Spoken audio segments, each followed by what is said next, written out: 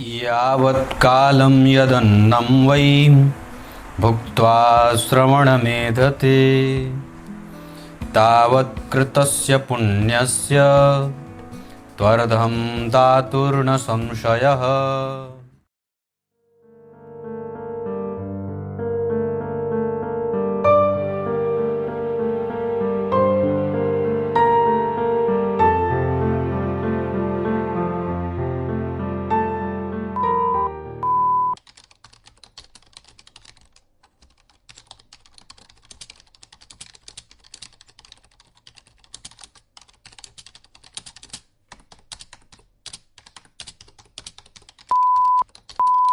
प्रिय दर्शकों नमस्कार, एक बार फिर से उपस्थित हूँ आप सबके सामने बुधवार के कार्यक्रम में। कल मैंने नक्षत्र पे कार्यक्रम बनाया था जिसमें चर्चा की थी पुष्य नक्षत्र के बारे में, और उसके ठीक पहले मैंने गुरु और शनि के संबंधों के बारे में चर्चा की थी कि वो एक दूसरे से किस भाव में बैठे हैं। अब ज़रा विचार करिए कि दर्शकों का जो प्रभाव, वो स्थिति है दर्शकों की कैसी है कि गुरु और शनि को देखने वाले 10,000 दर्शक थे और नक्षत्रों को देखने वाले 2,000 दर्शक हैं। इसका मतलब है कि 8,000 लोग जिन्होंने गुरु और शनि का कार्यक्रम देखा था वो नक्षत्र में पैदा नहीं हुए थे, या सिर्फ उसमें से 2,000 लोग ही ऐसे थे जो पुष्य नक्षत्र में जन्मे थे। या तो फिर ये हो सकता है कि नक्षत्रों की सीरीज उन्हें समझ में नहीं आ रही है, या वो गंभीरता से अपने जीवन को नहीं देखना चाहते हैं। सामान्य बात है, क्योंकि मैं समझता हूँ कि ज्योतिष शास्त्र जो है वो आपको बहुत ही सूक्ष्म ज्ञान देता है। जहाँ पर किसी की दृष्टि नहीं जाती वहाँ ज्योतिष शास्त्र देखता है ना। प्रत्येक दिन कार्यक्रम देखने का फ़ायदा अलग होता है और देखना ही चाहिए। आइए विषय पे लेके आता हूँ। आज बात करेंगे गुरु से सूर्य का संबंध कैसा बन रहा है।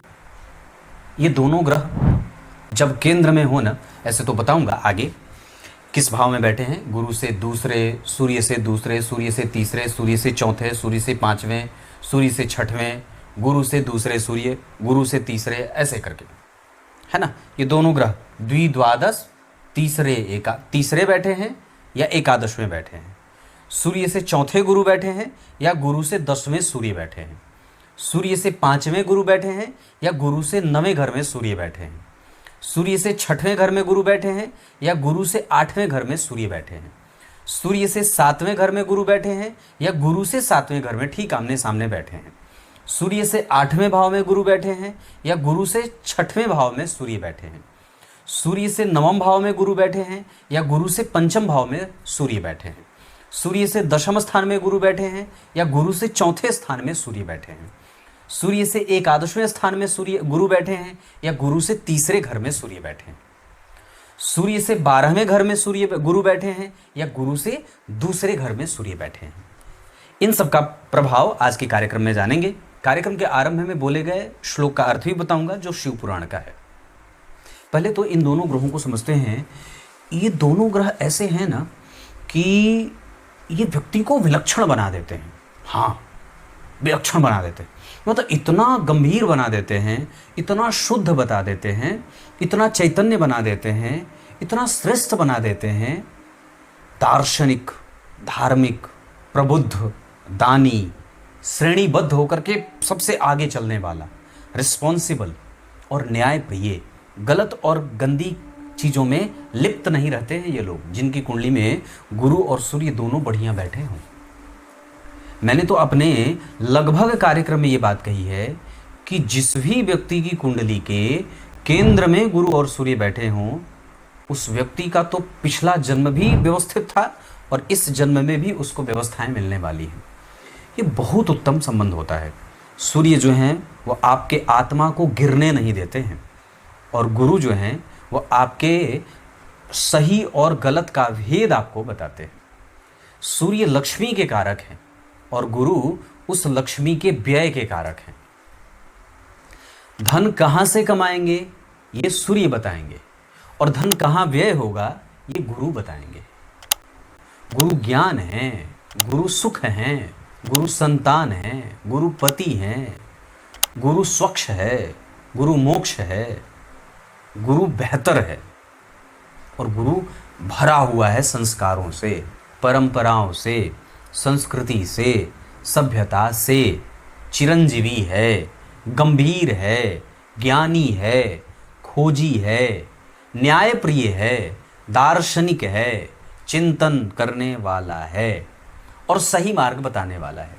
और सूर्य प्रशासक है, दार्शनिक है, श्रेष्ठ है, राजा है, सेनापति भी हो सकता है ना, प्रमोशन करने वाला, पदस्थ अधिकारी, कैलकुलेटिव माइंडसेट का है, कलाओं को समझने वाला है, बड़ों का आदर करने वाला है, सम्मान देने वाला है और सम्मानजनक स्वयं भी है, धनवान है, सुखी है, थोड़ा चिंता ज़्यादा कर लेता है, चिंतित होता है, चिंताएं घेरती हैं, हेडेक लेता है, बीमार थोड़ा बहुत रहता है, पित्त बढ़ा हुआ रहता है और गुरु वालों में कफ बढ़ा रहता है।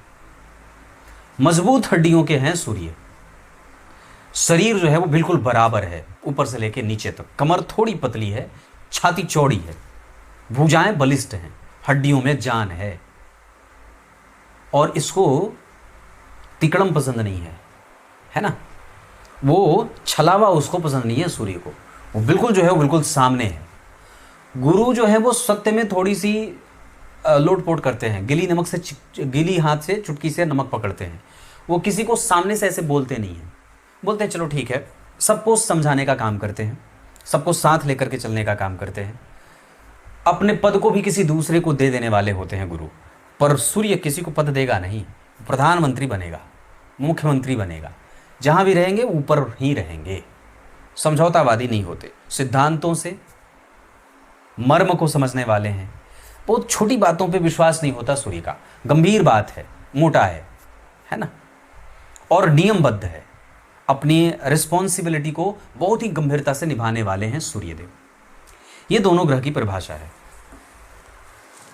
अब अगर ये दोनों ग्रह एक साथ किसी भाव में बैठ जाते हों तो ये बहुत अच्छा परिणाम देते हैं, भले एक नीच का हो दूसरा ना हो, उसे कोई फर्क नहीं पड़ेगा। किसी भी भाव में अगर ये दोनों एक साथ बैठेंगे तो उस भाव से साधारणतया आपको शुभ फल तो मिल ही जाएगा। मान लीजिए अष्टम में ही बैठ गए, मान लीजिए 12वें में ही बैठ गए, मान लीजिए 6वें में ही बैठ गए, तो 12वें बैठेंगे तो व्यय नियंत्रित करेंगे, अष्टम भाव में आपको वैज्ञानिक और सिद्धहस्त बनाएंगे और 6वें भाव में नौकरी देने वाला बना देंगे। पर तीनों ही जगह रुग्णता रहेगी, बीमार रहेगा और कई बार उसका कंसंट्रेशन भंग होता रहेगा।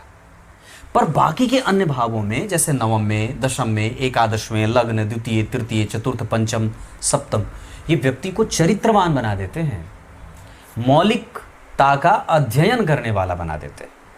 होता है ना, आप लोग बचपन में पढ़े थे नैतिक शिक्षा, मोरल एजुकेशन, तो वो जो है वो बहुत बढ़िया होता है। जिस व्यक्ति की कुंडली में गुरु और सूर्य केंद्र में हैं, एक दूसरे को दोनों देख रहे हैं, आमने सामने बैठे हैं, किसी भी तरीके से सूर्य के ऊपर गुरु की दृष्टि प्राप्त हो गई, सूर्य को गुरु देख लिए या आमने सामने होकर के एक दूसरे को देख रहे हैं, वो व्यक्ति है बड़ा बढ़िया, आप उस पर विश्वास कर सकते हैं, वो खराब बुद्धि का नहीं है, विश्वसनीय है।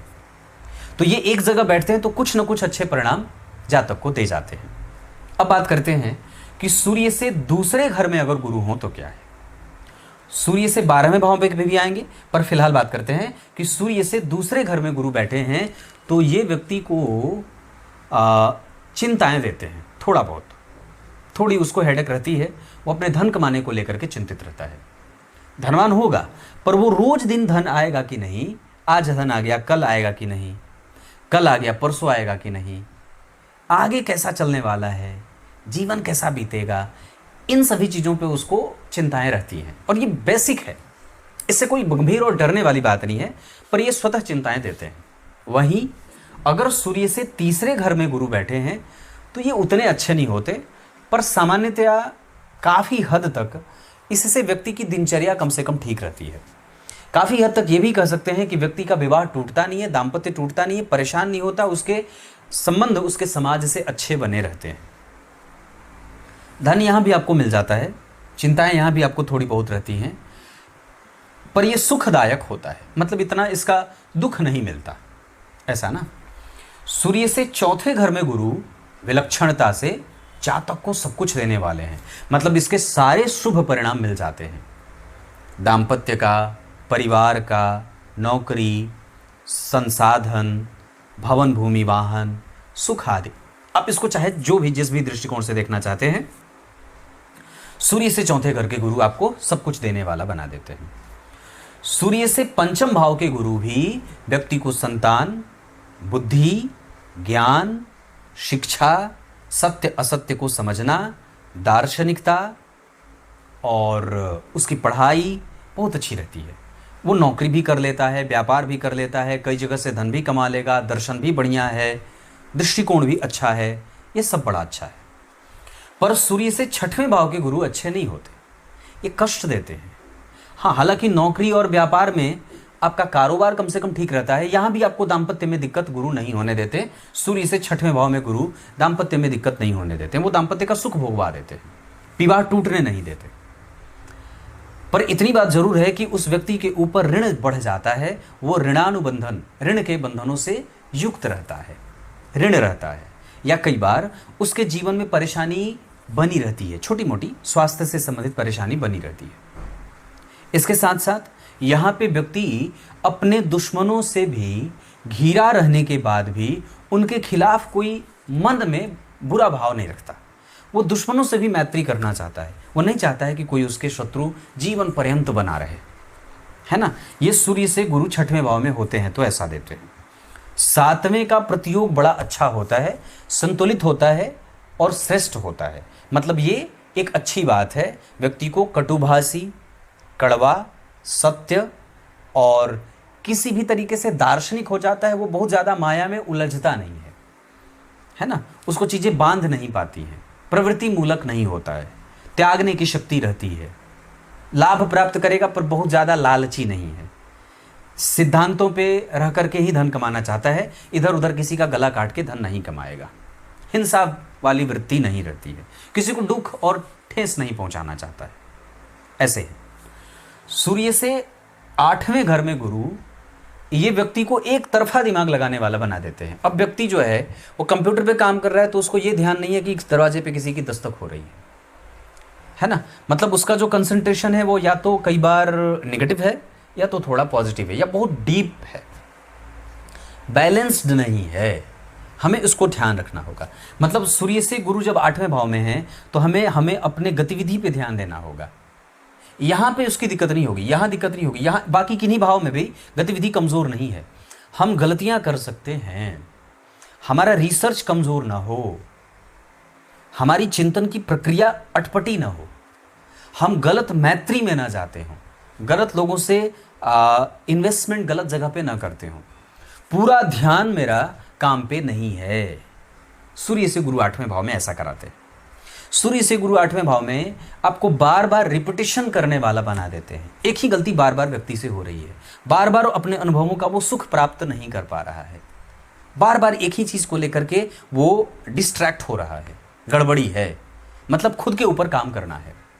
वहीं सूर्य से गुरु नवें भाव में, पूछिए ही मत ये कितना बढ़िया, इसमें तो कोई प्रश्न ही नहीं उठता है, ये बहुत बढ़िया है। धर्म, सुख, आध्यात्म, संतान, माता पिता का सुख, चरित्र का सुख, व्यवहार का सुख, आयु का सुख, धर्म का सुख, दान का सुख, यात्रा का सुख, विदेश यात्रा, विदेशी कंपनी, ऊंची शिक्षा, अच्छे लोगों का लाभ, सब मिलता है।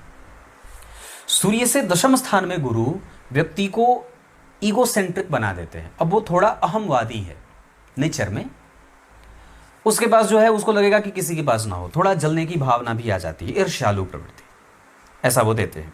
सूर्य से दशम स्थान में गुरु व्यक्ति को कठोर और कड़वा बोलने वाला बना देते हैं। अब वो अपने सामने किसी को लगाए ही नहीं, व्यवस्थित होगा क्योंकि दोनों केंद्र में हैं एक दूसरे से, पर चौथे दसवें का संबंध बन रहा है, इस वजह से कई बार ये थोड़ा डिरेल भी होता है, थोड़ी गड़बड़ी व्यवहार में, थोड़ी गड़बड़ी चिंतन में, थोड़ी गड़बड़ी व्यवहारिकता और व्यवहार कुशल होने में, या ये कह सकते हैं कि व्यक्ति सिर्फ अपने ऊपर ही दिमाग लगाता है, वो किसी दूसरे के बारे में उतनी चीज़ें सोचता नहीं है।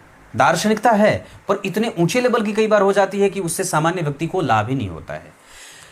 मैं तो ये कहता हूँ कि जो भी व्यक्ति आपके सामने आ करके अपनी समस्या बता रहा है, कम से कम उसको डांटना नहीं चाहिए और कम से कम उसको पूरे हृदय से सुनिए, भले वो समस्या आपके लिए बहुत छोटी ही क्यों ना हो।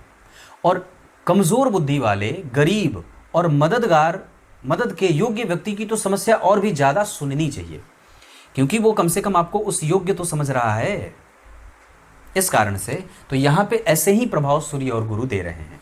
हम कई बार अपने आप में ही मस्त मशगूल रहते हैं, सामने वाले की फिक्र हमें नहीं होती। सूर्य से एकादशवें भाव में गुरु व्यक्ति को विलक्षण पर उतना ज़्यादा नहीं, यहाँ पे व्यक्ति सोच रहा है पर करने में उसका मन उतना नहीं लग रहा है। यहाँ वो ख्याली पुलाव पका रहा है, यहाँ वो महत्वाकांक्षी है, यहाँ वो थोड़ा जिद्दी है, पापी है, हठी है, निर्दयी है, दयालु नहीं है, कमज़ोर है, चिंतन उसका गड़बड़ है, उसकी बुद्धि कमज़ोर हो सकती है, यहाँ वो एक तरफा हो सकता है, लालची हो सकता है ना। तो हमें यहाँ पे काम करना है। धन है, बहुत है, और वो पराक्रम के अपने पराक्रम से कमाया हुआ धन है, किसी का वो प्राप्त नहीं करेगा। और अहमवादी यहाँ भी थोड़ा मिल जाता है। और सूर्य से 12वें गुरु व्यक्ति को व्यवस्थित करना चाहते हैं, वो इच्छा रखते हैं, वो व्यक्ति प्रयासरत रहता है धन कमाने में, अच्छा बनने में, रिसर्च पे, आयु पे, घर परिवार में कैसे माहौल ठीक रखा जाए, वो जद्दोजहद में रहता है और पॉजिटिव रिस्पॉन्स देने वाला होता है, बहुत मधुरभाषी होता है, दयालु होता है, बहुत कम पैसों में भी खुश रहने वाला होता है, व्यय गलत नहीं करेगा, चाहे कमज़ोर ही रहे, गरीब ही रहे, पर सिद्धांतों पे चलने वाला है, नियम से पालन करने वाला है, बड़ों का आदर करता है, सम्मान करता है। कई बार आपने देखा होगा कि बहुत ही पढ़ा नहीं है व्यक्ति, पर ज्ञान बड़ा बढ़िया है ना। वो उसके पास सिद्धांत बहुत है, उसकी दार्शनिकता बड़ी उच्च कोटि की है, उसके पास भले धन नहीं है पर धन छोड़ करके सारी चीज़ें हैं, ज्ञान है, तपस्या है, त्याग है, शौर्य है, पराक्रम है, एकदम विश्वसनीयता है, सारी चीज़ें हैं, अगर धन नहीं है तो ऐसे प्रभाव सूर्य और गुरु का रहता है। अब आइए कार्यक्रम के आरंभ में बोले गए श्लोकार्थ बता दूं, जो शिव पुराण का है। अगर मैंने आपको वस्त्र दिया और वही वस्त्र पहन करके आप कोई पूजा पाठ करते हैं तो उसका आधा फल वस्त्र देने वाले को चला जाता है। अगर मैंने कोई वस्तु दी, आपने उसको भोग लगा दिया ठाकुर जी को, तो उसका आधा फल देने वाले को चला जाता है। इस वजह से दान आवश्यक रूप से करना चाहिए। कुछ इसी तरीके से आज के इस कार्यक्रम का समापन करते हैं। तब तक के लिए बहुत बहुत नमस्कार।